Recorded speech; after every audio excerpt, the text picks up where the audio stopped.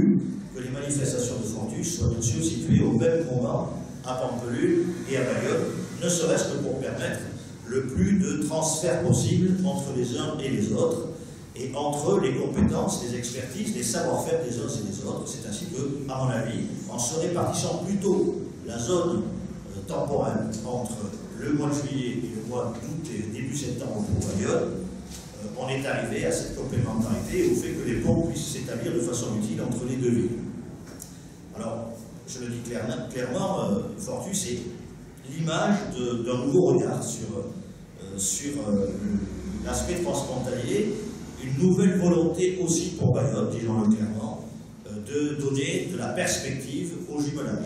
On ne va pas revenir ici sur des années de jumelage qui se sont souvent concentrées sur quelques moments festifs de la Saint-Fermin ou les fêtes de Bayonne. C'était certes sympa, mais ça n'était pas forcément relié par un enthousiasme et surtout une action très structurée durant toute l'année. Depuis, les choses ont avancé, beaucoup avancé, et Fortus, à travers cet exemple précis de la réappropriation du patrimoine, a été l'occasion de donner du sens, de la force et de la pérennité sur toute une année à une action véritablement transfrontalière.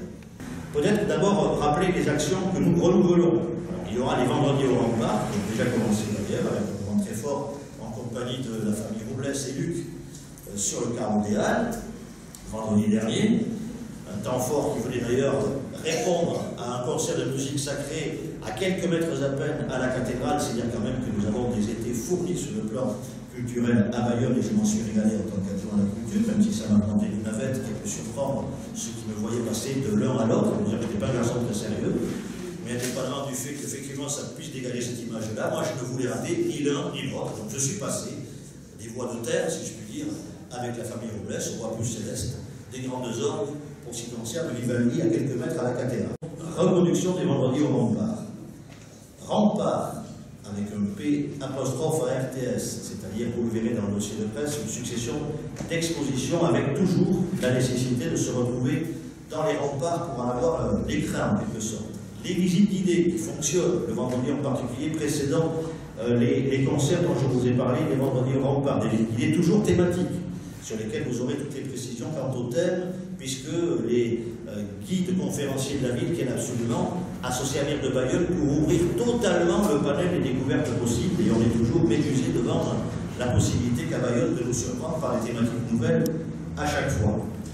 Le Danza Ilian, les expositions, bref, le fait aussi que Bayonne soit devenue une ville d'art et histoire nous oblige à enrichir de plus en plus ce programme dont vous avez le détail ici, que je ne vais bien sûr pas ici vous présenter par le menu en quelque sorte. En tout cas, sachez que nous racontons ainsi 4 siècles de l'histoire de nos fortifications bayonnaises. Les nouveautés pour 2014, l'opéra au Rempart. Nous y avons beaucoup tenu. Je rappelle que Bayonne a été la première ville à être en relation avec l'Opéra de Paris pour permettre la diffusion dans des conditions sonores sur lesquelles l'Opéra de Paris est intraitable, vous pouvez l'imaginer. Bayonne a été la première ville de province à établir cet écho, sans jeu de mots par rapport à ce que je viens de vous dire, vis-à-vis de la volonté qu'a l'Opéra de Paris d'aller au-devant d'un nouveau public. C'est donc au pied des murailles bayonnaises que pour la seconde fois, l'Opéra de Paris nous gratifiera de cette diffusion en son tout à fait idéal, sur des conditions techniques de grand écran aussi, des plus modernes et des plus pertinentes. Ce sera donc au pied des remparts, au bout de la poterne, et ce sera un vrai moment que ce Aïda de Verdi de l'Opéra de Paris. Je veux aussi vous dire que parmi les éléments nouveaux, il y a l'application de la scène nationale Bayonne-Sud-Aquitaine. Je l'appelle encore Bayonne-Sud-Aquitaine pour quelques jours. Vous savez que l'appellation sera bien sûr modifiée eu égard à la venue de nos amis anglo dans ce dossier. On va garder cette appellation, même si je devrais déjà glisser vers une autre appellation, si je me réfère en tout cas au climat de l'Assemblée générale derrière, où on doit aller vers une nouvelle appellation, avec un spectacle original de cirque qui mettra en valeur le maréchal Pelletier, au pied même du bastion royal. Le cirque qui, en quelque sorte, va retrouver son origine, celle des bateleurs. C'est bien quand même un art populaire directement issu du Moyen-Âge. C'est bien de cet art-là qu'il s'agit avec le cirque de tradition en particulier. Les journées du patrimoine qui vont venir s'impliquer aussi dans cette dynamique avec les visites guidées du chantier du bastion royal. Vous savez qu'il y a un énorme chantier de réhabilitation du bastion royal en ce moment, c'est à voir, c'est spectaculaire. dans un respect total des jointures de ces pierres. Je suis allé voir ça à peu près l'autre jour, je suis bluffé par la capacité qu'ont les ouvriers aujourd'hui, de très haut niveau bien sûr, à protéger certes un patrimoine, mais sans l'agresser en assurant la pérennité la plus large possible. Et puis les dégustations gastronomiques dans les remparts gourmands que j'ai déjà évoqués. Toutes ces casemates dans les remparts seront ouvertes et recevront le savoir-faire, en particulier des producteurs navarrais.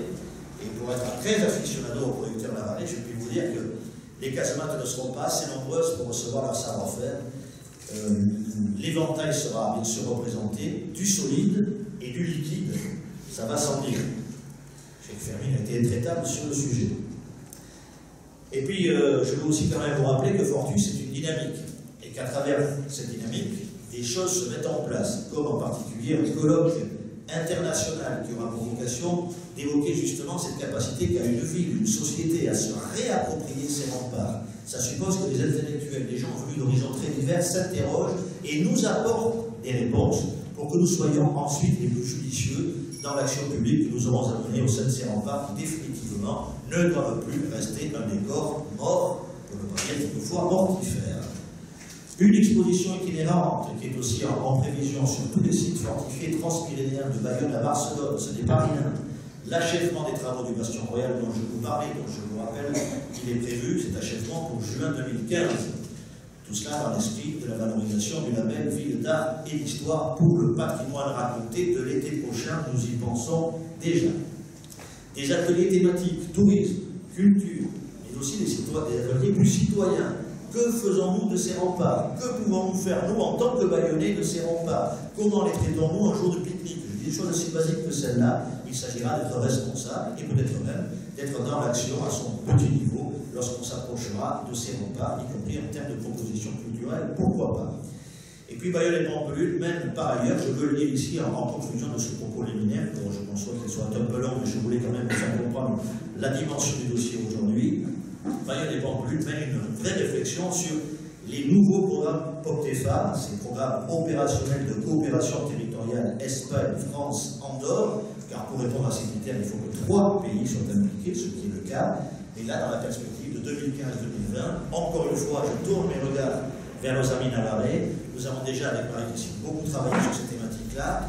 Nous savons qu'il y a de l'expertise, qu'il y a de la volonté, qu'il y a une capacité de lobbying dont il faut se servir chez nos amis de Pamplona. Et il y a là de nouveaux chantiers à ouvrir et qu'ils sachent que nous serons des partenaires fiables sur la constance, parce que nous savons que c'est sur la durée que nous pourrons monter de nouveaux projets et que nous serons surtout crédibles vis-à-vis des intervenants européens vis-à-vis desquels nous aurons à intervenir ensuite.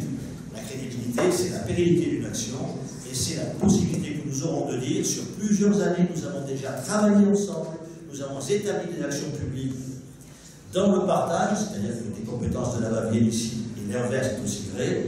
C'est ainsi que lorsque nous montons vers l'Europe, nous avons des capacités à mobiliser des fonds. Jusqu'à présent, nous avons plutôt une ambiance favorable vis-à-vis de ce nouveau chantier 2015-2020 dans l'optique des programmes POCTEFA dont je vais vous parlais rapidement.